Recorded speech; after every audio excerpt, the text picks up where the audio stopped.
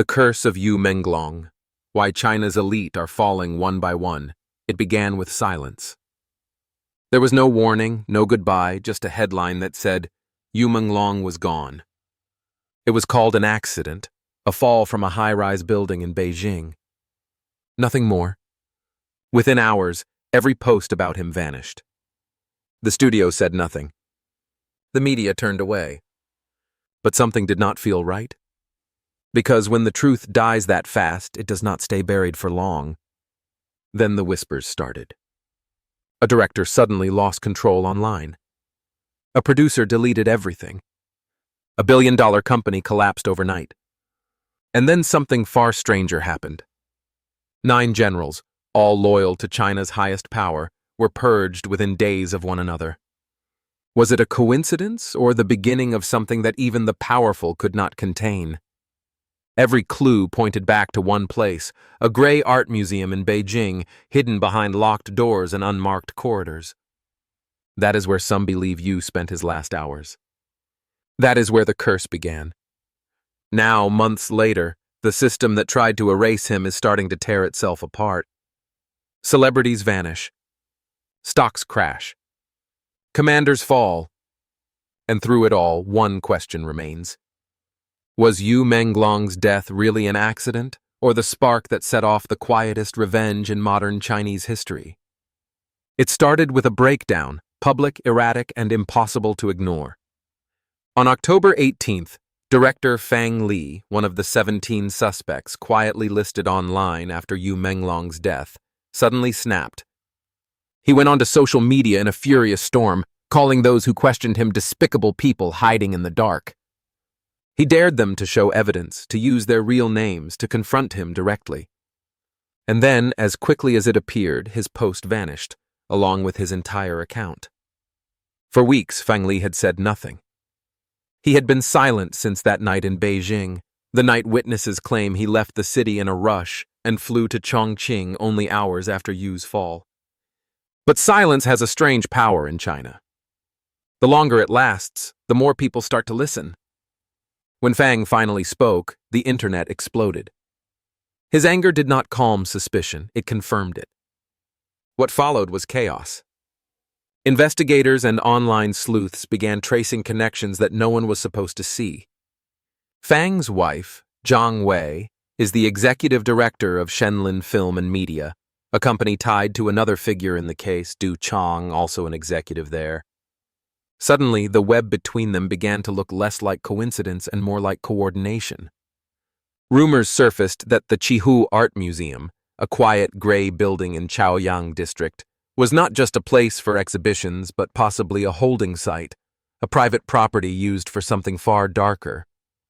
The museum, owned by Qihu Industrial Corporation, was said to have connections to municipal authorities, the kind of backing only powerful insiders could provide. People tried to get inside. A few even claimed they made it through a side door at night. They said the air underground was heavy and still, as if something terrible had once happened there. They did not go further. They could not. As fear spread through the industry, others began to panic. Private messages leaked. Weibo accounts disappeared. Agents, managers, and minor producers all started scrubbing their online traces. They said they were afraid of online slander. But the timing told another story. They were not afraid of lies. They were afraid of the truth being pieced together. The panic was not limited to individuals. Even media companies began distancing themselves from one another. Certain programs were quietly pulled from schedules. Entertainment portals that had once praised Yu's career now refused to print his name. It was as if the entire system had agreed to erase him. Yet every act of erasure only made the mystery louder. By late October, whispers reached foreign platforms. Anonymous posts from people claiming to be industry insiders suggested something darker still, that what happened to Yu was never spontaneous, that he had seen or heard something meant to stay buried, and that some of the people now panicking were the ones who helped cover it up. Whether those claims are true remains uncertain, but one thing is clear.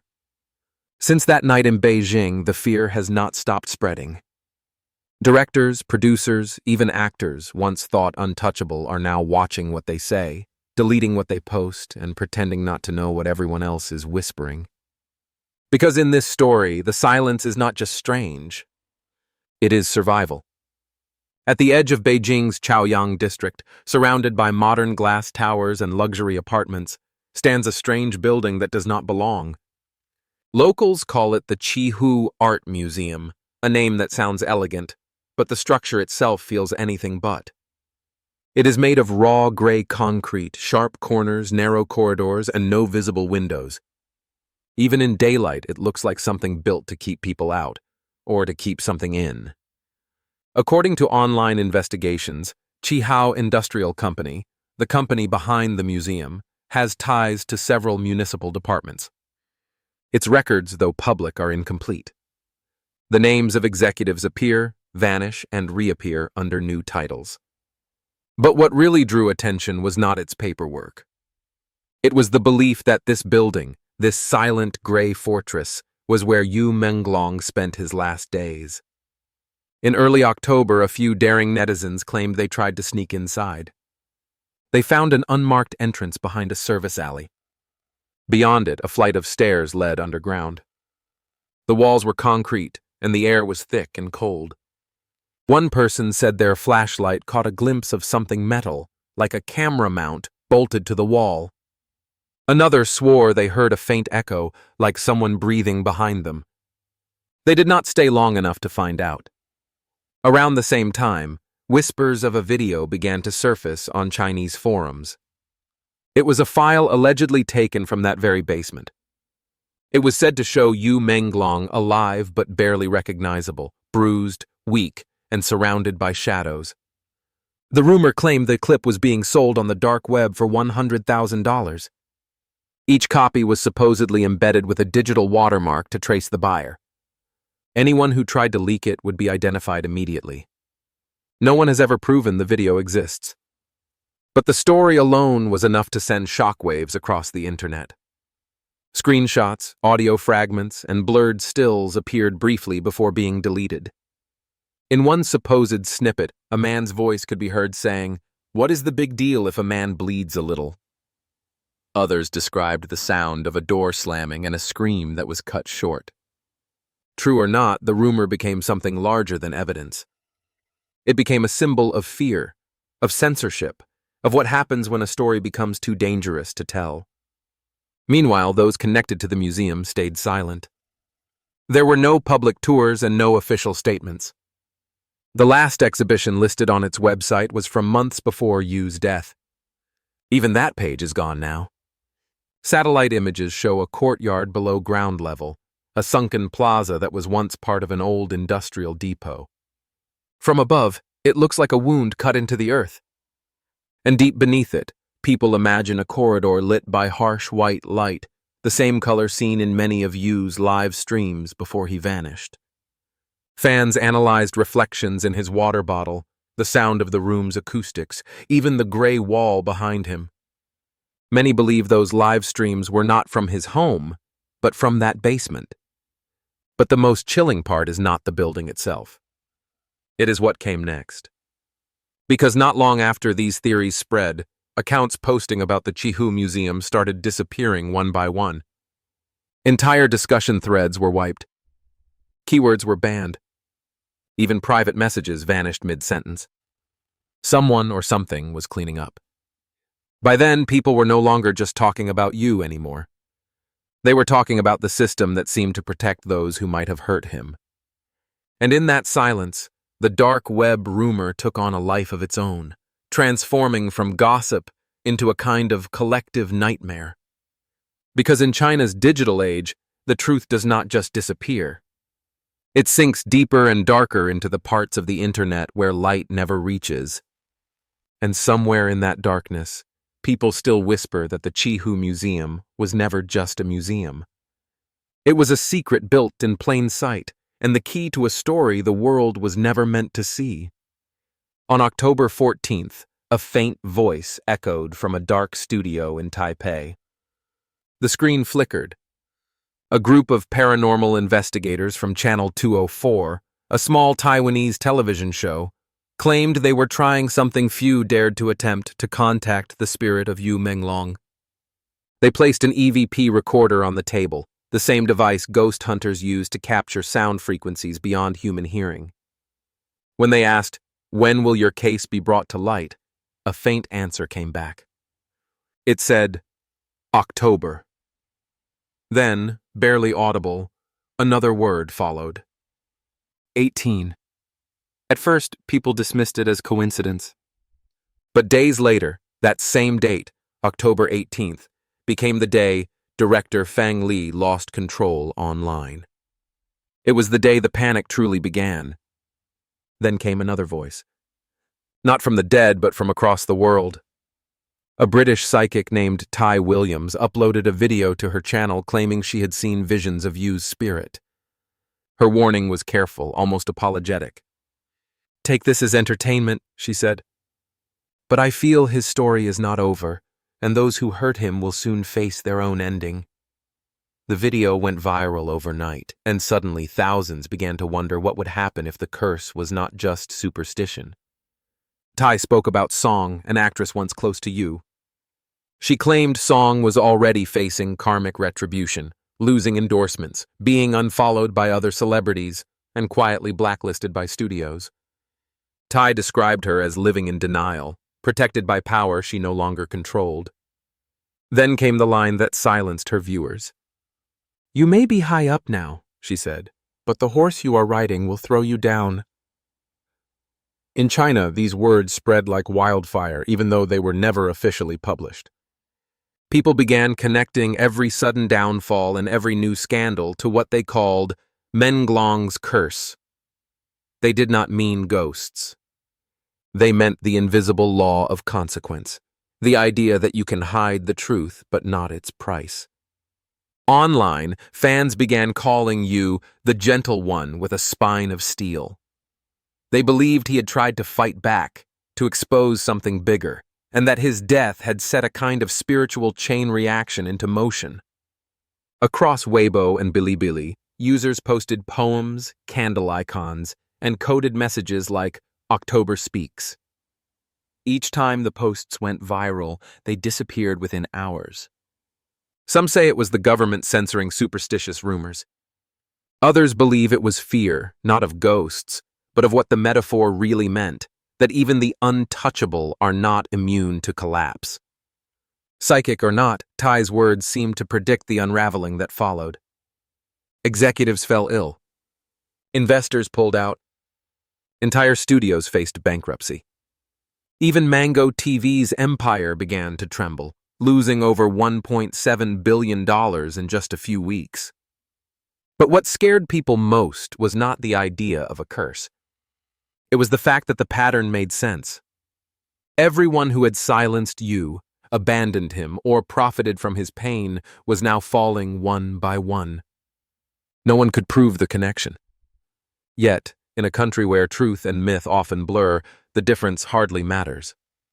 Because sometimes what we call a curse is just history, finding its balance in its own quiet, merciless way. Before Yu Menglong became a household name, he was just another dreamer standing under bright lights. In 2013, he joined the show Superboy, singing his way through the rounds with a calmness that made him stand out. He was not the loudest or the flashiest, but he had something most did not have: quiet conviction. That same year, he signed with Tianyu Media, a talent agency that promised to turn him into a star. At first, it looked like a dream. The company housed many of China's biggest idols, backed by deep connections to Hunan TV and Mango Media. They had the resources, the influence, the power to decide who rises and who disappears. Ye was young, ambitious, and grateful. But over time, he began to realize that every opportunity came with invisible chains. By 2015, he had his breakout role in Go Princess Go, a quirky drama that became an overnight phenomenon. For the first time, Yu saw what fame really looked like and what it cost. Soon, his contract was extended under new terms. They were harsher, longer, and nearly impossible to escape. To leave Tianyu, he would have had to pay a 200 million RMB penalty, an amount no artist could afford. Meanwhile, Tianyu Media began changing direction. Its music division was quietly abandoned. Instead, the company poured money into drama production, brand partnerships, and talent control. At the center of that web stood a pair of powerful figures. Li Dong and Li Ruigang, names that most of the public never hear, but every insider knows. Li Dong, the daughter of Li Changchun, a former Politburo Standing Committee member, and Li Ruigang, a former political official turned media tycoon, controlled a vast empire through CMC Capital, the China Media Capital Group. Their portfolio was staggering. They had investments in IQOII, Bilibili, Weibo, NetEase Cloud Music, and even Mango TV itself. Through these networks, Tianyu was not just a talent agency. It was a system, one that could decide an artist's fate with a single call. Ah was trapped inside it. His fame grew, but his freedom shrank. He wanted to start his own studio. Fans even encouraged it. But the penalty clause made that impossible. The contract did not just own his performances. It owned his name, his image, his time, and even his silence. By 2021, insiders noticed he looked tired, thinner, and quieter. He avoided interviews. He started live streaming from strange, colorless rooms. Fans thought it was an artistic choice. Now many wonder if it was something else. Around that same time, CMC's empire expanded overseas. In February 2024, it invested in CAA, the world's largest talent management agency in the United States. Through Li Ruigang, it gained direct access to Hollywood's elite circles. From Beijing to Los Angeles, the same invisible strings pulled the same marionettes. But even the strongest systems eventually break.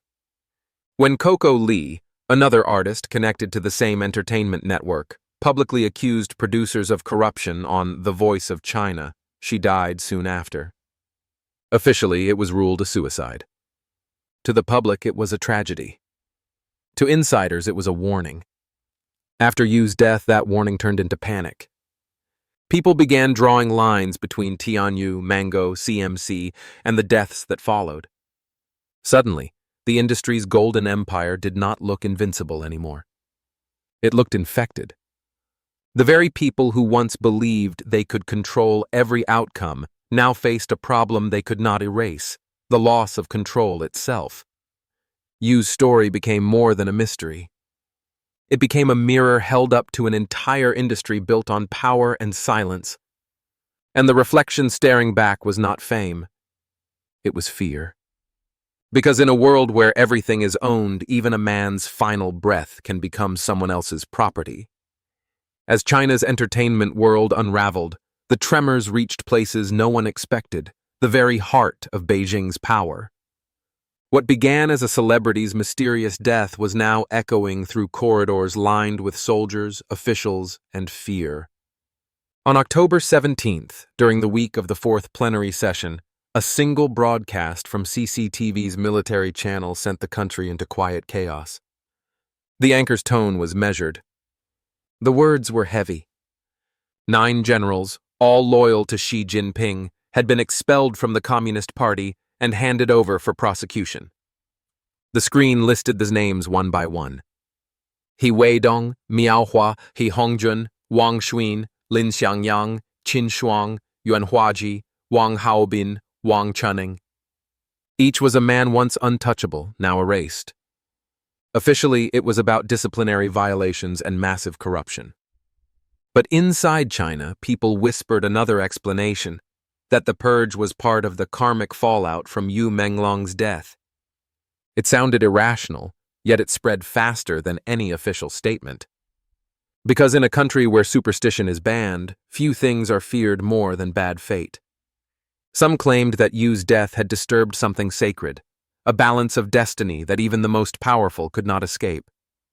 Others drew connections to Xi's own misfortunes, calling it the unraveling of his dragon vein. They referenced the Qinling Mountains, long believed to hold China's spiritual lifeline. In 2022, A massive tunnel had been drilled through its base as part of the South-North Water Diversion Project, an engineering feat the government celebrated, but one that ancient geomancy saw as a fatal wound to Xi's energy. Now, with his inner circle collapsing, those whispers returned. Was it politics or punishment? And then there was the photograph. On the same day the generals fell, a man believed to be Qin Gang, the long-vanished former foreign minister, appeared in an image taken at the Qihu Art Museum, the same building many believed was Yu's final prison. He was said to be attending an event for the Beijing International Music Festival, smiling faintly, surrounded by cameras. But for 2 years, he had been missing, rumored dead, purged, or worse. His reappearance in that place on that date felt like a message. If it was true, it meant the cracks were spreading through every layer of the state. Not just censorship, not just media, but the entire machinery of power itself. Some analysts interpreted the chaos differently.